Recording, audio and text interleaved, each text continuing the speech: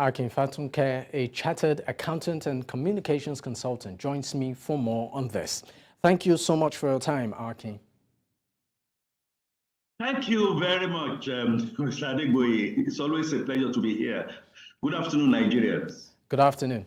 All right, now Nigeria's President Bola Ahmed Tinubu at the ongoing United Nations General Assembly Summit in New York said the growth of Africa has been hindered due to lack of good governance. I mean, this we have seen resulted in recent coups. What, do you make of all of this, particularly as it affects African leaders not doing the right thing? I say clearly and unambiguously, Mr. Adegboye, that Nigeria is turning a good bend. We are turning a good bend because back to the time of perhaps Nelson Mandela, have I seen what Africa could portend in the basic things that Mr. President Bola Ahmed Tinubu did at Onga, his first court outing. The Marshall Plan, it came out straight. The Marshall Plan for Africa should not be something that we begin to debate. He spoke on behalf of Nigeria and he spoke on behalf of Africa. Look, the medium power concepts that came during the Murtala Muhammad Olusegun Obasanjo's initial time is about here. You remember when Africa was the center of the policy of the government of Nigeria then. However, let me also be very clear to say that what Mr. President said about the failures of the West and people outside to help give us an even meal has to start from inside. And I like to say also that the hindrance and the inherent underdeveloped that we have seen are due to broken promises, unfair friendship, outright lies, and frustration from the West, including some of those inherent frustrations that we have created ourselves.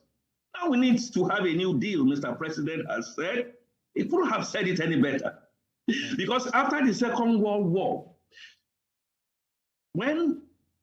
after the scramble for Africa, let us say, there hasn't been any coherent, I repeat, coherent development plan for Africa, whether you look at the slave trade era, despoiling our resources, including our country here in Nigeria, is going on in the Congo. So what he made about security, about peace, about humanitarianism and development, and we should be equal partners walking the paths of progress, and that the future of the world rests in Africa. Africa rising. Oh, yes. I'm sorry, I just want to interject a bit, right? I mean, we understand the fact that, of course, Western affiliation, Western involvement, the involvement of course, powers beyond the African borders also, would have contributed to a large extent to where Africa is today, but also bringing it home, particularly with the, what I call it, surge of coups happening in some African states. Wouldn't you also want to say that African Africans also have a part to play in shaping their destinies in terms of good governance and, of course, giving the people the dividends of democracy? Have we failed in that regard, or is it, would you say we've done well?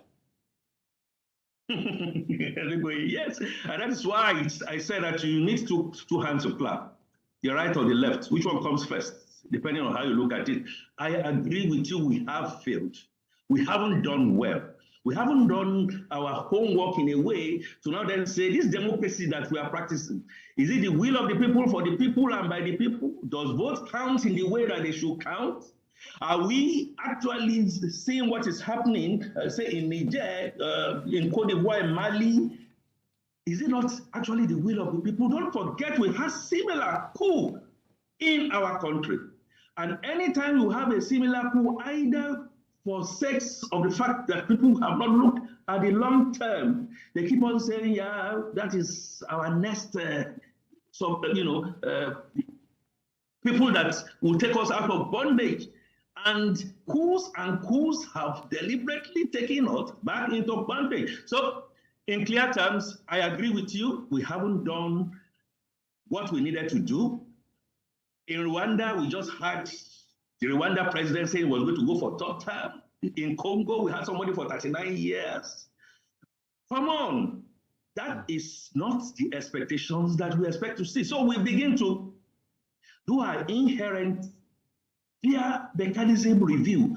And President Bola Tinubu made the point, and that is the point for Nigeria and Africa, that as the leading church in Africa, he is not only prepared to continue to preach the peace and diplomacy, given the fact that, yes, we haven't done it right, and if we've not done it right, well, I mean, it's your upcoming. But we are not going to say because you have a finger that is gangrene, we are not going to want to commit and cut the whole hand off.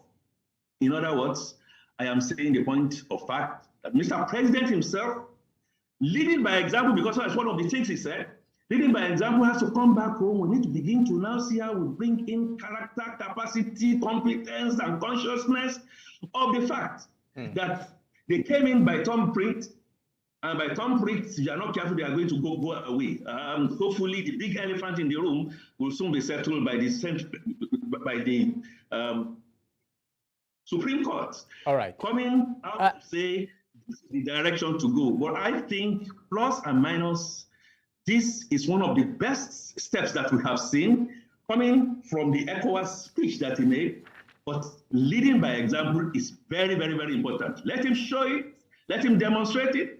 Let him make sure that the security aspect that we are looking at, the theft that we see that is going on all around in our economy, declare a Marshall Plan in the economy of Nigeria and make sure that our votes count. Thank you. All right. Thank you so much, Akin Fatunke, Chartered Accountant and Communications Consultant. Once again, thank you so much for your time.